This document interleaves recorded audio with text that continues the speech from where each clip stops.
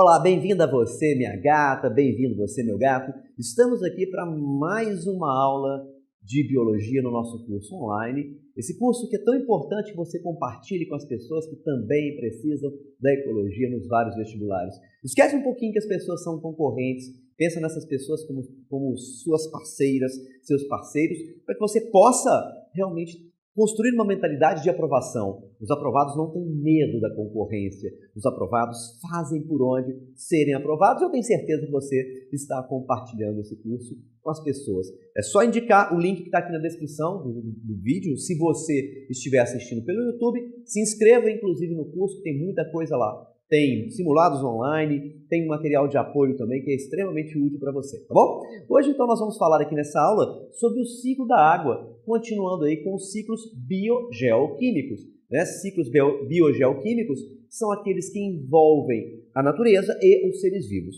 E o ciclo da água tem uma característica, uma particularidade que é a seguinte: ele não exige, vamos olhar aqui um pouquinho, ele não exige a presença de seres vivos para acontecer uma parte dele. Então, ele é o único ciclo que é somente geoquímico, tá? Como assim é o único que é somente geoquímico? A água, moleculinha de água, opa, caiu aqui, vamos pegar.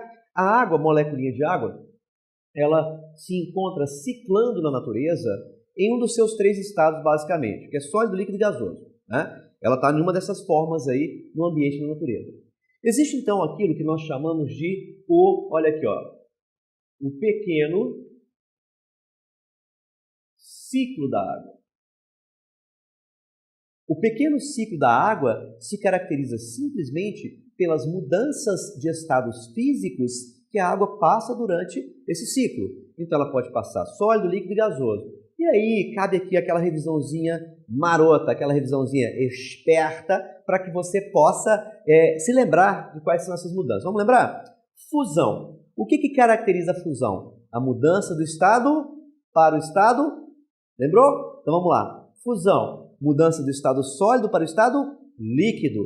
Então, quando a água passa de sólido para líquido, nós falamos que ela está sofrendo fusão do gelo para a água líquida. Aquele gelinho derretendo aí no seu copo e virando aquela água bem gelada no estado líquido que você encontra aí dentro do seu copo. Legal? Vamos fazer a mesma brincadeira aqui? Condensação, mudança do estado para o estado. Lembra? Condensação, mudança do estado gasoso para o estado líquido. O que está acontecendo lá nas nuvens que você enxerga? As nuvens já contêm água no estado líquido, por isso que você enxerga daquela forma. Só que são microgotículas, gotículas bem pequenininhas que ficam ali em suspensão, mas isso já é resultado da condensação. Ela está passando do estado gasoso para o estado líquido. Vamos lá, mesma brincadeirinha. Solidificação, essa é baba. Mudança para o estado sólido, não é isso? Então acontece a solidificação quando a água atinge aí o estado sólido. E a vaporização, que é a mudança do estado para o estado, lembra? Vaporização, mudança do estado líquido para o estado gasoso. E aí, eu quero que você faça a anotação agora, lembrando que a vaporização tem três formas de ocorrência. A vaporização pode ser por evaporação, quando ela é passada normalmente do estado gasoso, a temperatura ambiente, lentamente as moleculinhas atingindo aí, se dissipando, se dispersando. Ela pode ser, então lembra, vaporização por evaporação, vaporização por calefação, que é aquela mudança súbita que acontece quando você despeja, por exemplo, água numa panela bem quente, daquela mudança súbita. Você vê até as bolinhas ali em cima correndo e tudo mais e mudando de estado. Isso a gente chama de calefação. E a vaporização, que é aquela transição também rápida, quando acontece aquela ebulição, a água lá fervendo na panela, que a gente chama de quê? De ebulição. Então você tem a vaporização por calefação, que é aquela mudança súbita, por evaporação, que é aquela mudança lenta, a temperatura ambiente normalmente, e a ebulição, que é aquela formação de bolhas que acontece lá na panela enquanto a água está mudando de estado. Ok? É importante que você se lembre disso. Isso a gente chama de pequeno ciclo. Repara, esse ciclo não precisa dos seres vivos para acontecer. A água está nas geleiras, está nos oceanos, rios, lagos, no estado líquido. Ela está no ar como vapor. Então é o que a gente tem basicamente sem a presença dos seres vivos. Mas nós sabemos que os seres vivos se desenvolveram, que a vida se desenvolveu no ambiente aquático. E esse ambiente aquático, então, contendo água líquida. É fundamental. Para os seres vivos, a água ela entra no estado líquido. Todos os seres vivos absorvem água no estado líquido. Lembrando que ela pode ser por ingestão, então quando você pega lá o seu copo e ingere água, né, diretamente, ou a ingestão indireta, que é nos alimentos. Quando você consome um alimento, um fruto ou qualquer outro alimento, você também está ingerindo moléculas de água. E ela está chegando para você na forma de H2O líquida, né? Em maior ou menor quantidade, logicamente, você vê de acordo com a forma da qual você está ingerindo. Tudo bem? Então vamos lá. O que vai acontecer aqui? Seres vivos, por exemplo, como as plantas. Plantas têm absorção radicular, absorvem pela raiz. Uma bactéria, por osmose direta ali com a célula, um protozoário, um fungo. Todos os seres precisam de água dentro deles. Por quê? Nos seres vivos, a água ela é um ambiente metabólico.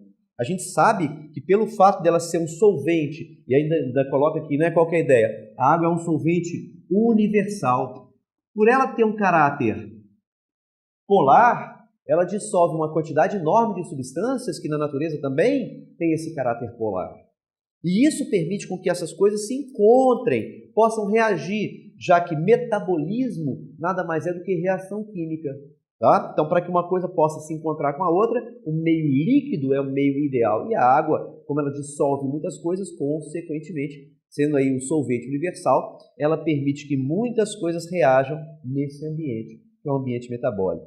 A água também pode ser reagente, pode ser produto. Né? Como reagente em reações de hidrólise, são reações de decomposição. Coisas reagem com moléculas de água sendo decompostas. Vou te dar um exemplo aqui bem facinho de assimilar. A maltose, que é um carboidrato disacarídeo, ela é digerida em 2 moléculas de glicose. E essa digestão acontece mediante uma reação química com a molécula de água. Então a gente fala que a molécula de água é quebrada e quebra um composto junto numa reação de hidrólise. Assim acontece a digestão de proteínas, assim acontece a digestão de lipídios também, assim acontece a digestão de carboidratos, assim acontecem muitas das decomposições. E a água também pode aparecer como produto.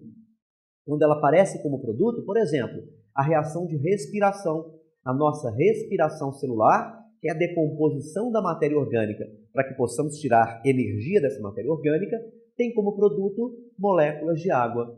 Então, você tem a água chamada de água metabólica, a água que é gerada em produto de reações químicas dentro dos seres vivos. Todas as vezes que a água está passando pelos seres vivos, cumprindo diversas funções, nós dizemos que ela está cumprindo o chamado grande ciclo.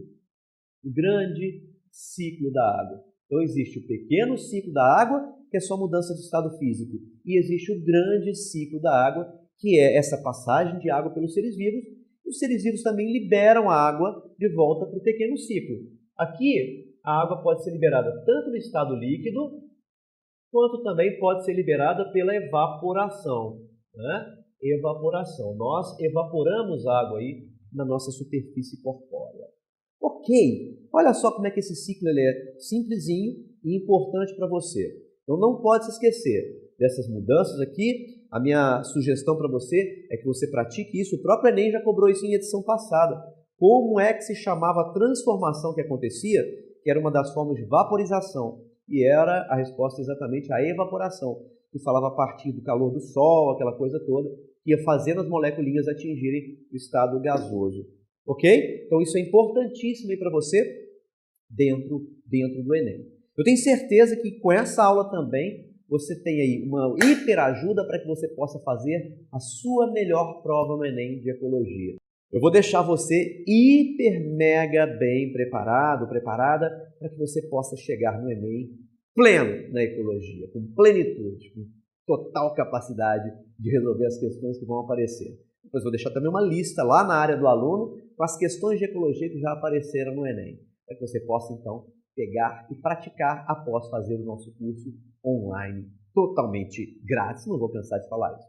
Se você está assistindo no YouTube, se inscreva no curso e compartilha com quem você conhece. E se você já está fazendo meu curso, manda para quem você conhece.